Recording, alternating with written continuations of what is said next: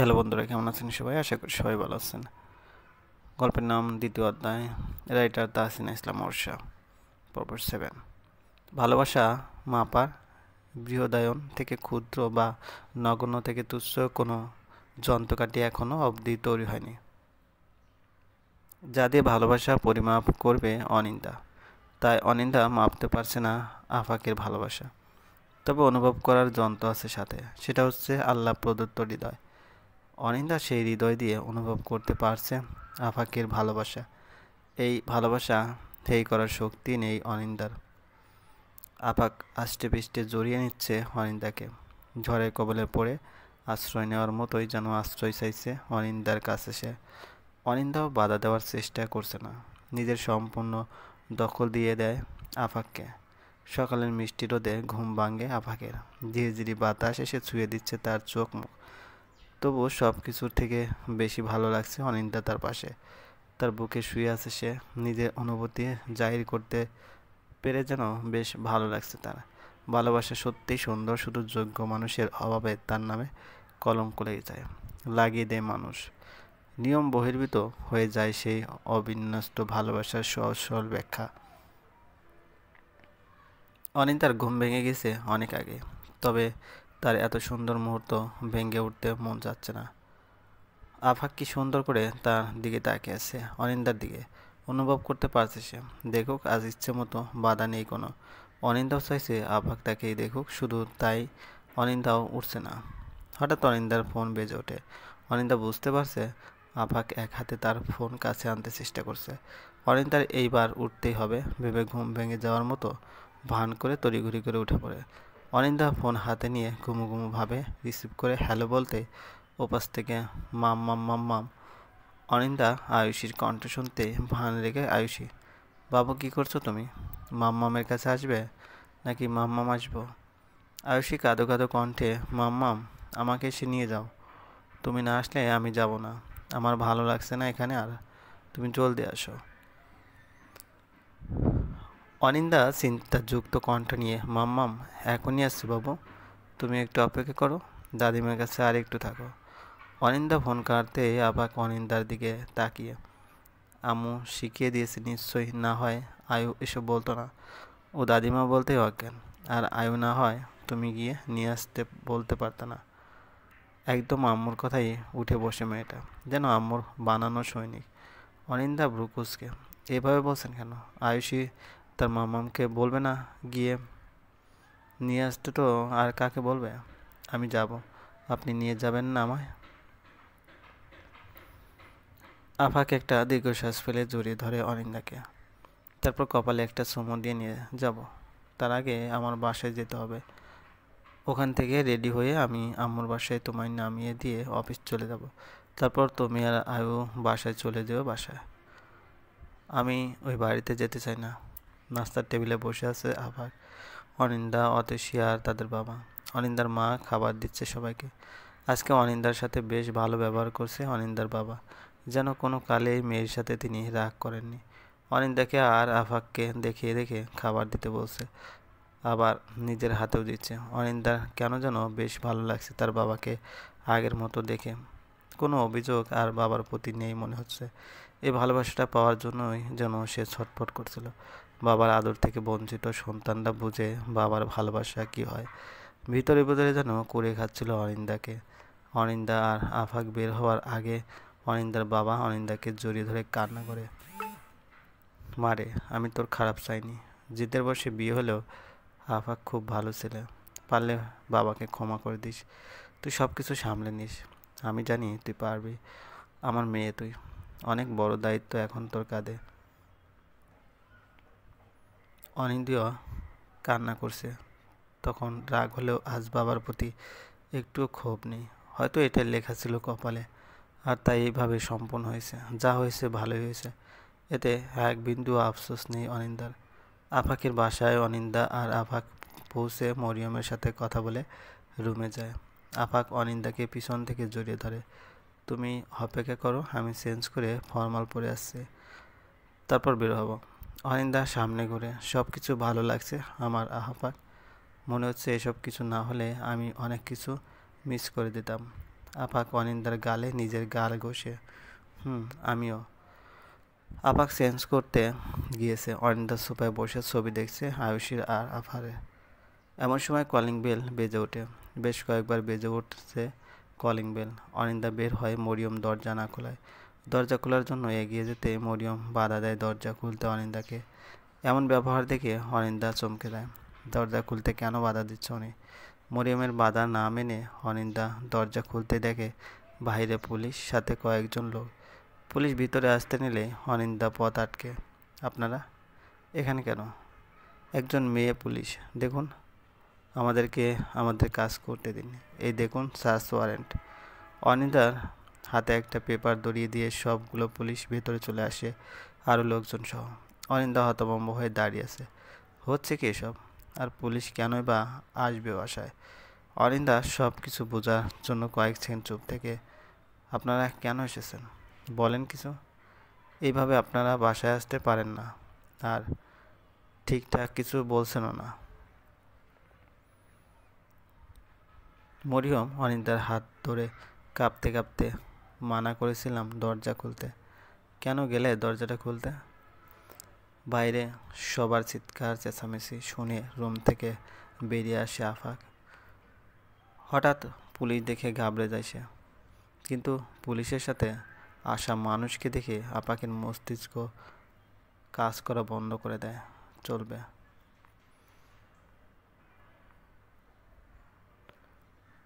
দ্বিতীয় অধ্যায়, রাইটার তাহসিনা ইসলাম বর্ষা, পর্ব 8 এবং শেষ পর্ব। হঠাৎ পুলিশ দেখে ঘাবড়ে যায় সে। কিন্তু পুলিশের সাথে আসা মানুষকে দেখে আপাকের মস্তিষ্ক কাজ করা বন্ধ করে দেয়। শান্তার পরিবারের প্রায় সবাই এখানে এসেছে, কিন্তু হঠাৎ এখানে এইভাবে পুলিশ নিয়ে কেন আসবে ওরা? শান্তা চলে যাওয়ার পর ওদের ফ্যামিলি থেকে অনেকে এসেছিল শান্তা কোথায় জানার জন্য। আপাক বলেছিল শান্তার ডিভোর্স দিয়ে কোথায় চলে গেছে আপাক জানে না। আপাক জানতো শান্তর পরিবারের কাছে গিয়েছে, কিন্তু ওর আব্বু আম্মু বলে ওদের কাছে যায়নি। এরপর আর আপাক নিজেই ঠিকমতো বাসায় থাকেনি, শান্তার খোঁজও নেয়নি। কিন্তু হঠাৎ শান্তার ফ্যামিলি পুলিশ নিয়ে কেন আসলো? তাহলে কি শান্তার সাথে তাদের আর যোগাযোগ হয়নি, নাকি আপাক নতুন বিয়ে করেছে শুনে ওদের পরিবারে এমন করছে? আপাকের ভাবনার পানি ঢেলে একজন পুলিশ এগিয়ে আসে। আপনি আপাক আওয়াজার? আপাক একটু চিন্তার রেস্ট টেনে, জি আমি আপাক আজওয়ার। আমি কি জানতে পারি কি হয়েছে, আর আপনারা সবাই এখানে কেন এসেছেন? শান্তার বাবা রাগে আর ক্ষোভে ফেটে পড়ে, এই বদমাশ আমার মেয়েকে নিখোঁজ করেছে, এখন বলে জানে না আমার মেয়ে নাকি ডিভোর্স নিয়ে চলে গিয়েছে, বানোয়াট গল্প বলে বেড়ায় লোকের কাছে। কথাগুলো শুনে অনিন্দার ভীষণ রাগ হলো। নিজের স্ত্রীর সামনে তার স্বামীকে কেউ অপমানিত করলে হয়তো এইভাবে ক্ষিপ্ত হয় স্ত্রী। অনিন্দার রাগে কটমট করে, মুখ সামলে কথা বলুন। কথা বলার কোনো তরিকত নেই। আমার স্বামীকে আপনি এই সব বলতে পারেন না, আর আপনি কে যে এইভাবে বলবেন তাকে? আপাক বুঝতে পারছে অনিন্দা ওদের চিনতে পারেনি। চিনবে বা কীভাবে? আগে তো শান্তার মা বাবাকে দেখেনি, দেখতে হবে কখনো, সেটাও আপাক ভাবেনি। কিন্তু হঠাৎ আজ আবার একজন পুলিশ আপাকের সাইড দিয়ে ঘুরিয়ে সামনে এসে, আমাদের কাছে সার্চ ওয়ারেন্ট আছে, আপনারা বাসায় আমরা চেক করব। আপনার প্রথম স্ত্রী নিখোঁজ হয়েছে শুনেছেন নিশ্চয়ই। ওনার বাবা মা থানায় একটা সাধারণ ডায়েরি করেছিল, আমরা কিছু ইনফরমেশন পেয়েছি, এখন আমাদেরকে আমাদের কাজ করতে দিন। আপাক মুখখানি অন্ধকার করে পুলিশের জবাবে, না আমি জানি না ও কোথায়, আর না জানতে চাই। অনিতা এতক্ষণ বুঝে গেছে ওরা শান্তার বাবা মা, আর এখন আপাককে ফাঁসাতে এসেছে। অনিন্দা দাঁড়িয়ে দেখছে পুলিশের কর্মকাণ্ড। প্রতিটা ঘর, বিছানার নিচে সব তন্ন তন্ন করে কি যেন খুঁজছে তারা। কিন্তু অনিন্দা এটা বুঝতে পারছে না, শান্তা যদি নিখোঁজ হয়ে থাকে তাহলে এখানে কেন খুঁজছে তাকে? সে তো এখানে নেই। এদিকে আফাকের মুখে শুকিয়ে গিয়েছে। পুলিশের এসব তদারকি ভালো লাগছে না তার। হঠাৎ একজন পুলিশ আর একজন পুলিশকে ডাক দিয়ে উঠে একটা রুমের ভিতর থেকে সবাই ওর রুমের দিকে অগ্রসর হয়। অনিন্দার ভিতরে কেন যেন ভীষণ ভয় লাগছে, সাথে অদ্ভুত লাগছে। সবার পিছনে পিছনে অনিন্দা অগ্রসর হয় সেই রুমের দিকে। রুমের সামনে যেতেই অনিন্দার পা থমকে যায়। এই সেই রুম যার কাছে আসতেই অনিন্দার বমি পেয়েছিল। ভীষণ রকমের দুর্গন্ধ ছড়িয়েছিল। ভিতরে সবাই কি যেন দেখাচ্ছে একজন আরেকজনকে।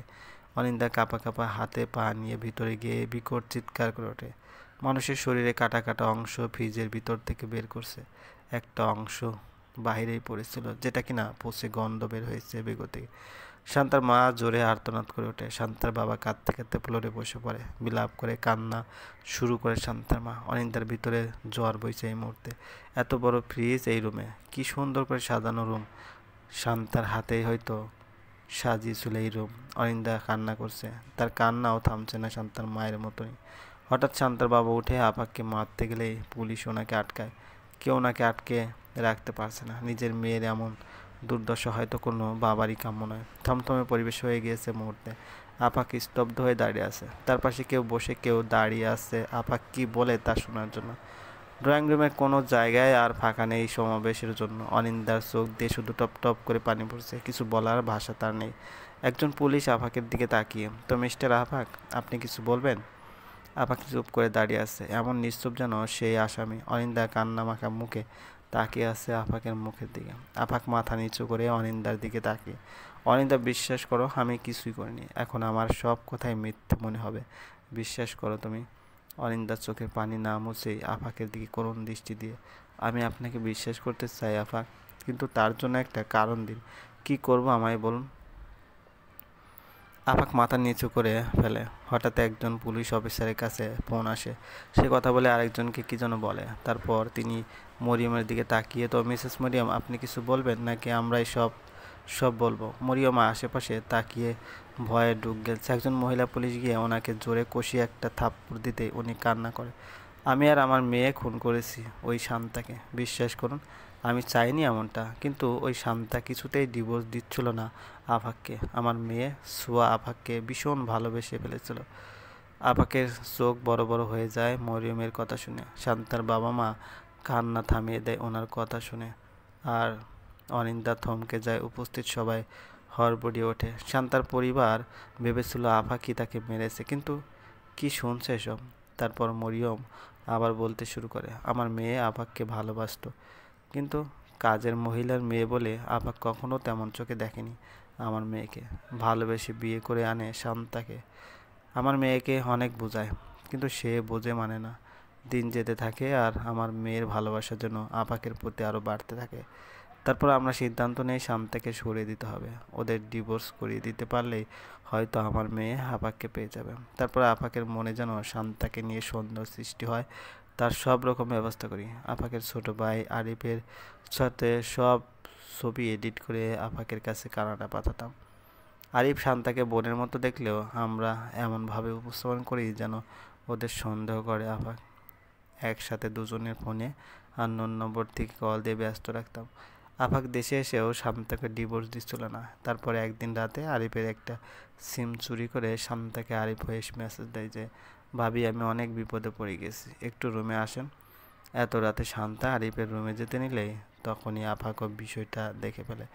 দুই ভাইয়ের মাঝে ঝগড়া লেগে যায়, কিন্তু আফাক শান্তাকে ডিভোর্সের ব্যাপারে কিছু বলে না। এত কিছুর পরও দুজন দুজনকে ছাড়ে না।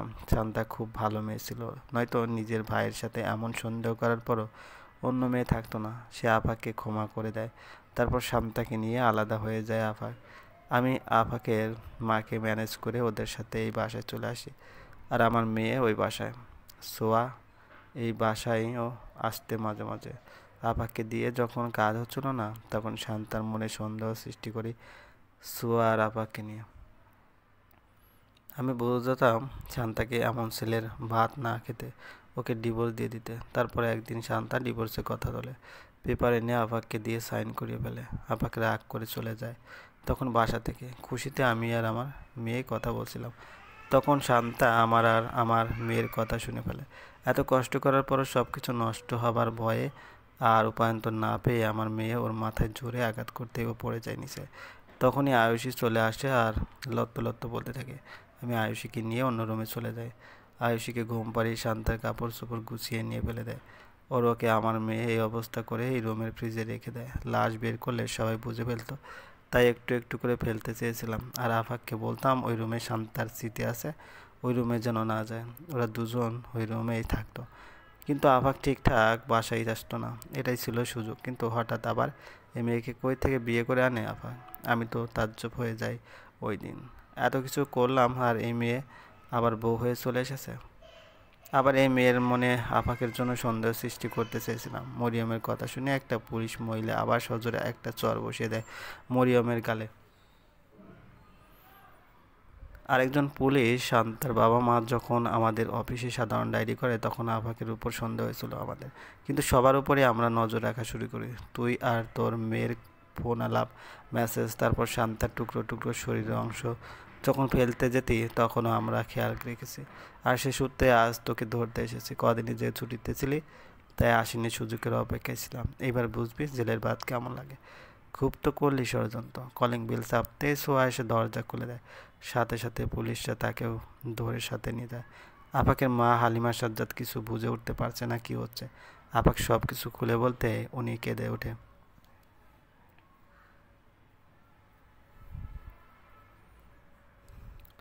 এত কিছু হয়ে গেছে আর তিনি বুঝতে পারেননি ওদের চালাকি। অনিন্দা আয়ুষীকে জড়িয়ে ধরে কান্না করছে। এই মেয়েটার কী দোষ ছিল? সে তো তার মাকে হারিয়েছে। কী বা বুঝে এখন সে? আপাকের চোখে লাল হয়ে আছে, হয়তো স্মৃতি আওড়াচ্ছে। আরিফের কাছে আফাক মাথা নিচু করে দাঁড়াতে আরিফ জড়িয়ে ধরে তার বাইকে। দুজনেই কান্না করছে।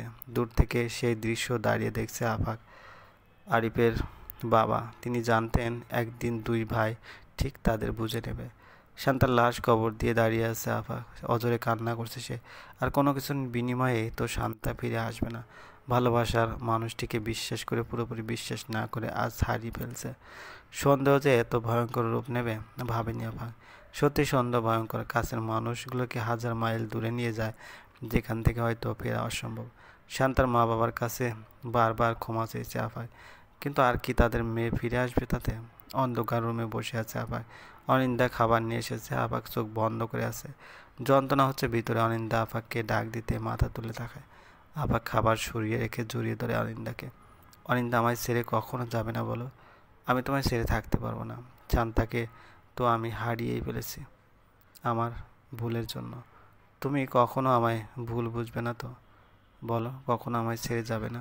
আমি কখনোই তোমায় ভুল বুঝবো না। অনিন্দা আফাককে পরম যত্নে বুকে জড়িয়ে ধরে। ভুল হয় বলেই তো আমরা মানুষ। মানুষেরই তো ভুল হয়। আমি আপনার চোখে আমার জন্য যে ভয় দেখেছি, আমাকে হারানোর যেই ভয় দেখেছি, সেটা আমি পুরো দুনিয়ায় কারো চোখে দেখিনি। আপনাকে ছেড়ে কিভাবে যাব বলুন? আমি কেন ভালোবাসবো না আপনাকে? ভালো না বাসার একটা কারণ দিন। আমি আপনাকে ভালোবাসার হাজার কারণ দেব। আমি আমার আয়ুষকে আর আপনাকে কখনো হারাতে দেব না। আপনার এই দ্বিতীয় অধ্যায়ে আমার শেষ অধ্যায় সমাপ্ত। গল্পটি প্রথম থেকে শেষ অবধি যারা পড়েছেন অবশ্যই লাইক করুন। আর আমাদের চ্যানেলে যদি নতুন হয়ে থাকেন অবশ্যই সাবস্ক্রাইব করে পাশে থাকা বেল আইকনটি প্রেস করে রাখুন, যাতে নতুন নতুন ভিডিও আপলোড করার সাথে সাথে আপনার নোটিফিকেশন চলে যায়। অলরেডি যারা সাবস্ক্রাইব করে রেখেছেন তাদেরকে অসংখ্য ধন্যবাদ। ভালো থাকবেন।